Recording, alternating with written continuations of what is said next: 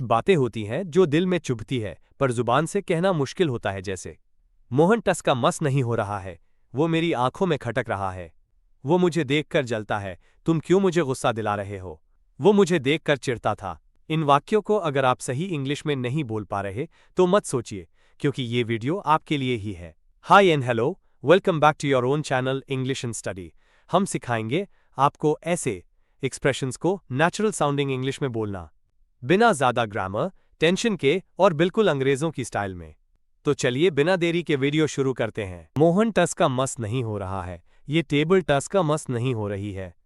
इन सब वाक्य में टस का मस होना या टस का मस करना वाक्यांश आया है। इसका मतलब होता है थोड़ा सा भी हिलना या हिलाना। तो इसके लिए इंग्लिश में बज वर्ब का यूज किया जाता है, जैसे मोहन बिल्कुल भी टस का मस नहीं हो रहा है। ये प्रेजेंट कंटिन्यूअस टेंस है, तो सबसे पहले लिखेंगे मोहन, इसके बाद लिखेंगे हेल्पिंग वर्ब इज, अब लिखेंगे नहीं के लिए नॉट, अब लिखेंगे टस का मस होना की इंग्लिश बजिंग, अब लिखेंगे बिल्कुल भी की इंग्लिश एट ऑल। तो पूरे वाक्य की इंग्लिश होगी Mohan is not buzzing at all, वो कुर्सी को टस का मस नहीं कर पाया। ये पास्ट का सेंटेंस है और इसमें कार्य करने की क्षमता बताई गई, तो इसकी इंग्लिश कुड से बनाएंगे। तो सबसे पहले लिखेंगे वह की इंग्लिश ही, अब लिखेंगे मोडल वर्ब कुड, इसके बाद लिखेंगे नहीं के लिए नॉट, अब लिखेंगे टस का मस करना की इंग्लिश बज, इसके बाद लिखेंगे कुर्सी को की इंग्लिश द चेयर। तो पूरे वाक्य की इंग्लिश होगी ही कुड नॉट बज द चेयर। एक और वाक्य को इंग्लिश में बनाएंगे, जैसे ये टेबल टस का मस नहीं हो रही है। ये प्रेजेंट कंटिन्यूअस टेंस है, तो इसकी इंग्लिश होगी this table is not buzzing. अब देखते हैं नेक्स्ट। वो मेरी आंखों में खटक रहा है, मैं उसकी आंखों में खटकता हूं। इन सब वाक्य में आंखों में खटकना वाक्यांश आया है। इसके लिए इंग्लिश में एनाइजोर का यूज होता है। यहां पर टेंस के रूल्स नहीं यूज होंगे, क्योंकि एनाइजोर नाउन वर्ड है। इसी कारण खटकता या खटक रहा दोनों के लिए सिर्फ और सिर्फ एनाइजोर ही यूज होगा। अब देखते हैं वाक्यों की इंग्लिश, जैसे वो मेरी आंखों में खटक रहा है। यह प्रेजेंट सेंटेंस है, तो सबसे पहले लिखेंगे वो की इंग्लिश ही, इसके बाद लिखेंगे है के लिए इज, अब लिखेंगे खटक रहा की इंग्लिश एनाइजोर। अब मेरी आंखों के लिए माई आइज नहीं लिखेंगे, सिर्फ टू मी लिखेंगे, तो पूरे वाक्य की इंग्लिश होगी he is an eyesore to me. Poonam मेरी आंखों में खटकती थी। यह पास्ट वाक्य है, तो सबसे पहले लिखेंगे पूनम की इंग्लिश पूनम, इसके बाद लिखेंगे थी के लिए वॉज, इसके बाद लिखेंगे आंखों में खटकती की इंग्लिश एन आइसोर, अब लिखेंगे मेरी आंखों में की इंग्लिश टू मी। तो पूरे वाक्य की इंग्लिश होगी Poonam was an eyesore to me. एक और वाक्य को इंग्लिश में बनाएंगे, जैसे मैं उसकी आंखों में खटकता हूं।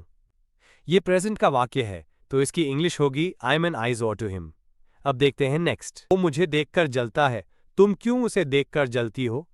इन सब वाक्य में देखकर जलना वाक्यांश आया है, तो इस वाक्यांश में जलना के लिए गेट जेलस का यूज होता है।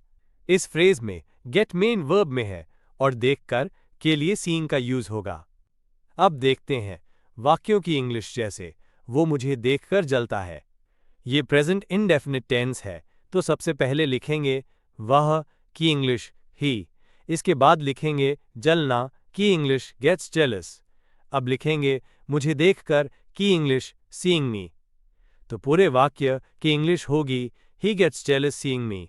इस सेंटेंस में गेट में एस लगाया है, क्योंकि सब्जेक्ट ही थर्ड पर्सन सिंगुलर है।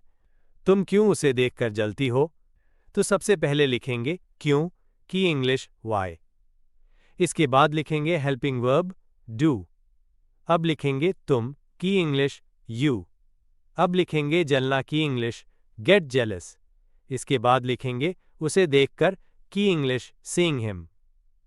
तो पूरे वाक्य की इंग्लिश होगी why do you get jealous seeing him. एक और वाक्य को इंग्लिश में बनाएंगे, जैसे वो मुझे देखकर जल रहा है। यह प्रेजेंट कंटिन्यूअस टेंस है, तो इसकी इंग्लिश होगी he is getting jealous seeing मी। अब देखते हैं नेक्स्ट। वो मुझे गुस्सा दिलाता है, तुम क्यों मुझे गुस्सा दिला रहे हो। इन सब वाक्य में किसी को गुस्सा दिलाना वाक्यांश आया है। इसके लिए इंग्लिश में मेक समवन एंग्री फ्रेज का यूज होता है। इस फ्रेज में मेक मेन वर्ब में है। अब समवन की जगह पर वाक्य के अनुसार मुझे, उसे, उनको, राम की इंग्लिश लिखेंगे। अब देखते हैं वाक्यों की इंग्लिश। जैसे वो मुझे गुस्सा दिलाता है, ये प्रेजेंट इंडेफिनिट टेंस है, तो सबसे पहले लिखेंगे वो की इंग्लिश ही। इसके बाद लिखेंगे मुझे गुस्सा दिलाता है की इंग्लिश मेक्स मी एंग्री। तो पूरे वाक्य की इंग्लिश होगी ही मेक्स मी एंग्री। यहां सब्जेक्ट ही होने के कारण मेक्स लिखा है। तुम क्यों मुझे गुस्सा दिला रहे हो, ये प्रेजेंट कंटिन्यूअस टेंस है, तो सबसे पहले लिखेंगे क्यों की इंग्लिश वाई। इसके बाद लिखेंगे हेल्पिंग वर्ब आर। इसके बाद लिखेंगे तुम की इंग्लिश यू। इसके बाद लिखेंगे मुझे गुस्सा दिला रहे की इंग्लिश मेकिंग मी एंग्री। तो पूरे वाक्य की इंग्लिश होगी why are you making me angry. एक और वाक्य को इंग्लिश में बनाएंगे, जैसे उसे गुस्सा मत दिलाओ। यह आदेशात्मक वाक्य है, तो इसकी इंग्लिश होगी डोंट मेक हिम एंग्री। अब देखते हैं नेक्स्ट। मुझे उसे देखकर चिढ़ आती है, वो मुझे देखकर चिढ़ता है। इन सब वाक्य में चिढ़ाना या चिढ़ना वाक्यांश आया है। इसके लिए इंग्लिश में गेट इरिटेटेड फ्रेज का यूज होता है। इस फ्रेज में गेट मेन वर्ब में है। अब देखते हैं वाक्यों की इंग्लिश। जैसे मुझे उसे देखकर चिढ़ आती है, ये प्रेजेंट इंडेफिनिट टेंस है, तो सबसे पहले लिखेंगे मुझे की इंग्लिश आई। अब लिखेंगे चिढ़ाना की इंग्लिश गेट इरिटेटेड।